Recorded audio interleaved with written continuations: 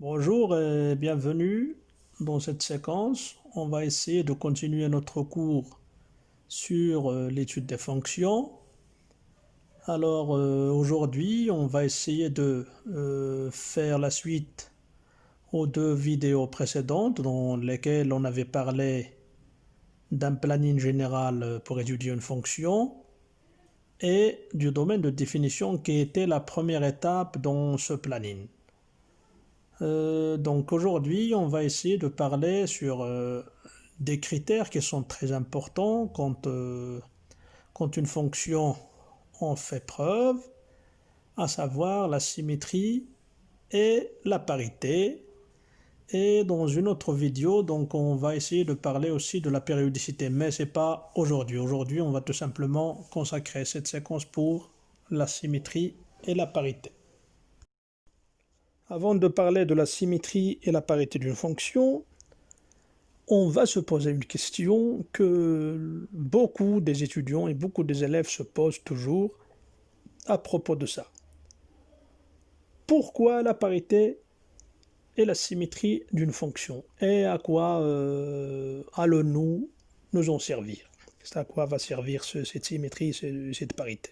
Alors, c'est une question qui est logique parce que on ne trouve pas des questions sur la parité et la symétrie généralement dans des exercices, à part que pour les fonctions trigonométriques, c'est rare de trouver une question pareille. Donc la question elle est un peu logique, mais on va répondre par ce qui suit. L'intérêt de la symétrie et de la parité d'une fonction, c'est pour faciliter l'étude de la fonction. Comment ça? Quand une fonction admet un centre ou un axe de symétrie, alors il suffit d'étudier cette fonction dans un intervalle bien déterminé et bien précis et en déduire le reste de l'étude grâce à cet axe ou à ce centre de symétrie. Ça, c'est la première des choses. La deuxième des choses, c'est quand on passe au tracé de la courbe. Quand on veut tracer la courbe de la fonction, il suffit de tracer la partie relative au domaine, à l'intervalle où on l'a étudié. Et on en déduit le reste en faisant des images par rapport au centre et aux axes de symétrie. Voilà l'intérêt de la symétrie d'une fonction. On passe à une autre question, c'est comment savoir si une fonction admet un axe ou un centre de symétrie. Alors, je vais vous donner, on va commencer par la symétrie axiale. Je vais vous donner devant vous deux formules de définition de la symétrie axiale. Les deux formules sont pareilles. Si vous arrivez à montrer, à vérifier l'une ou l'autre, ça dit la même chose. Alors, on nous donne une fonction f réelle, x appartenant R, 1 appartenant R, et on nous dit que 2a moins x doit appartenir à d de f. Ça, c'est logique, sinon on ne peut pas aller loin. Alors, on nous dit si f de 2a moins x est égal à f de x, alors la fonction f admet la droite d'équation x est égale à a comme axe de symétrie. La deuxième formule dit si on a f de a moins x est égal à f de a plus x, alors c'est le même résultat. La fonction f est symétrique par rapport à la droite d'équation x est égale à a. Très bien. Voilà, ce sont deux formules à prendre par cœur pour pouvoir s'en servir si jamais vous rencontrerez une question pareille. Avant de passer à un exemple, eh bien, je vais vous parler d'un cas particulier sur lequel je suis sûr que la majorité ne fait pas attention. C'est la parité. Alors, quand est-ce qu'on dit qu'une fonction est paire? Fonction est paire quand f de moins x est égal à f de x. Bien sûr, avec le moins x appartient à d de f, c'est-à-dire la fonction de l'opposé d'un réel est égal à l'image de soi-même, c'est-à-dire f de moins x est égal à f de x. Ça, c'est la définition. Mais la chose auquel on ne fait pas généralement attention, c'est que la parité n'est qu'un cas particulier de la symétrie axiale. Comment? On prend l'une des deux formules. Par exemple, f de 2a moins x est égal à f de x. Alors, on a dit que a appartenant à R, c'est pas R étoile. Donc a peut être égal à 0. Alors, si on prend f, si on prend a est égal à 0, alors le 2a moins x, il devient quoi? Il devient moins x. Donc la formule devient f de moins x est égal à f de x, c'est-à-dire la définition de la parité. Dans la deuxième formule, c'est pareil. F de a moins x, quand a est égal à 0, ça devient f de moins x. Et le f de a plus x, ça devient f de x. Donc la formule devient f de moins x est égal à f de x. Donc, tout simplement, la parité, c'est un cas particulier de la symétrie axiale. Alors, cette particularité au niveau de géométrique, c'est quoi? Quand la fonction est paire, alors la courbe de la fonction admet la droite d'équation x est égal à 0 comme axe de symétrie. Et la droite d'équation x est égal à 0, c'est quoi? C'est l'axe des ordonnées. C'est l'axe OY. Donc une fonction est paire, c'est tout simplement, nous implique tout simplement que cette fonction admet l'axe OY, l'axe des ordonnées, comme axe de symétrie. On passe maintenant à l'exemple sur la symétrie axiale. On nous donne f de x est égal à x carré moins 6x plus 14. Alors le domaine de définition, c'est déjà R. On nous dit de montrer que la courbe de f admet la droite d'équation x est égal à 3 comme axe de symétrie. Alors, la première des choses, on vérifie que x moins 3 appartient à R et le x plus 3 aussi appartient à R. Voilà. On dit même que l'ensemble R elle est symétrique par rapport à 3. Alors là aussi, c'est une petite parenthèse. L'ensemble R elle est symétrique par rapport à tout réel donné.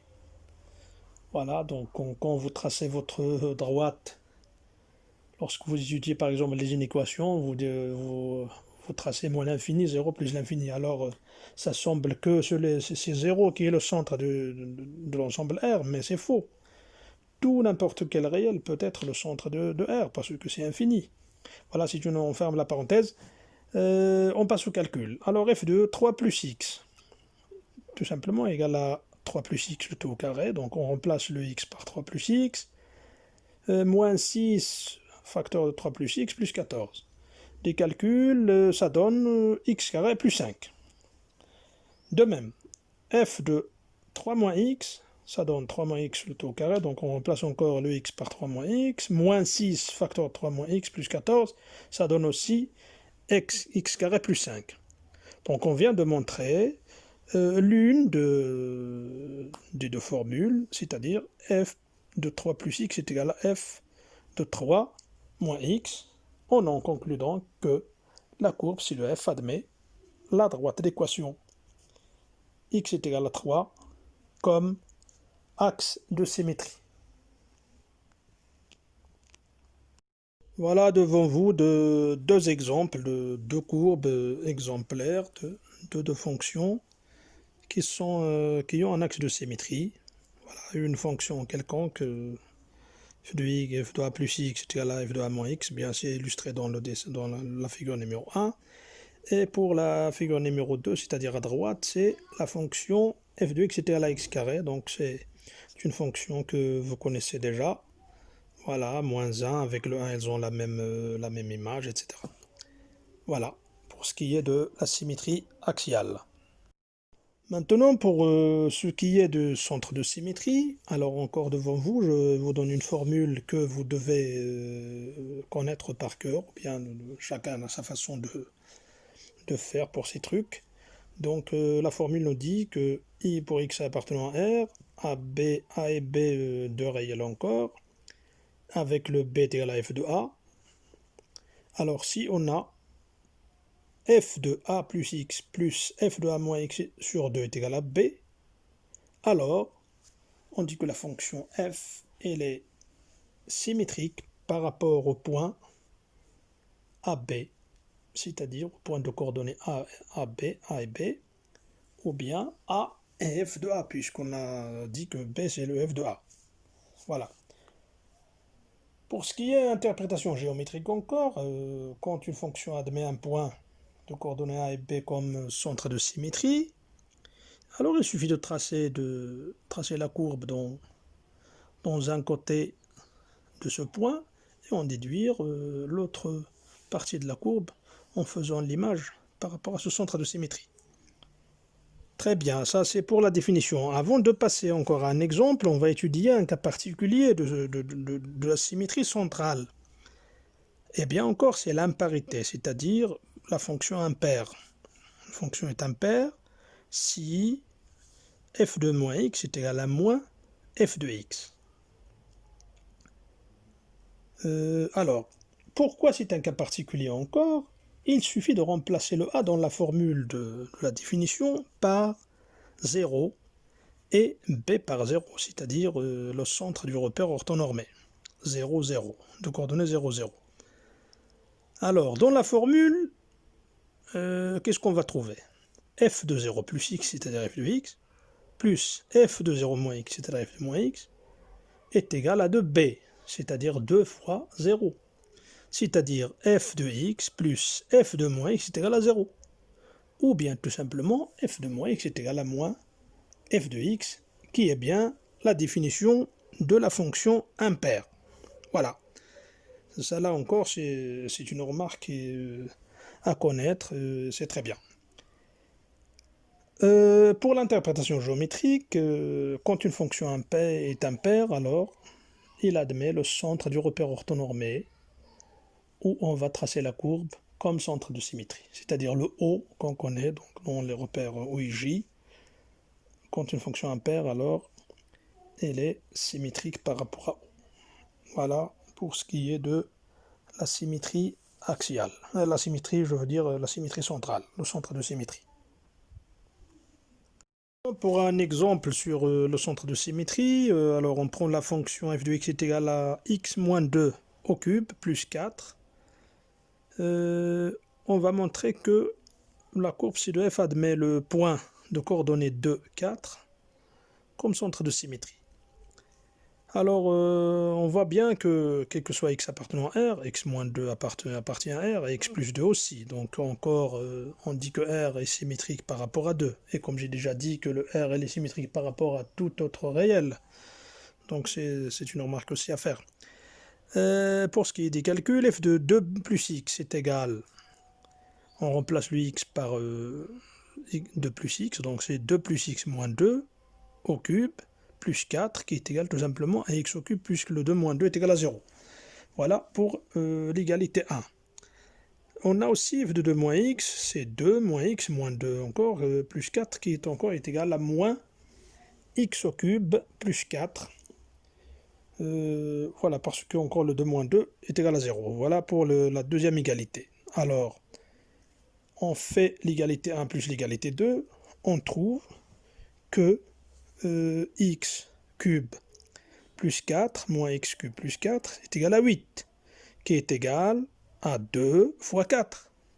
Il faut que le 2 du dénominateur, il faut qu'il apparaisse. Donc on vient de montrer tout simplement que f de 2 plus x plus f de 2 moins x sur 2 est égal à 4. Et puisque on peut remarquer que f de 2, c'est 2 moins 2 au cube, c'est 0 au cube, plus 4. Donc f de 2 est égal à 4.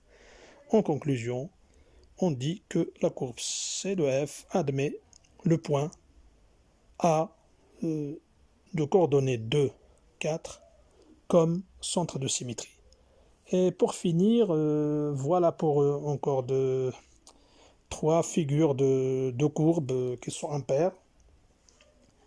En dessous, c'est la fonction x au cube, donc une fonction qui est usuelle que vous connaissez. Pour les deux autres, ce sont deux fonctions choisies à l'aléatoire, tout simplement pour montrer qu'est-ce que ça veut dire un centre de symétrie et le visionner un peu sur la courbe de la fonction. Alors, c'est fini. Bon courage Et si vous avez des questions à poser, n'hésitez pas à le faire sur des commentaires. On est là pour s'entraider et à bientôt.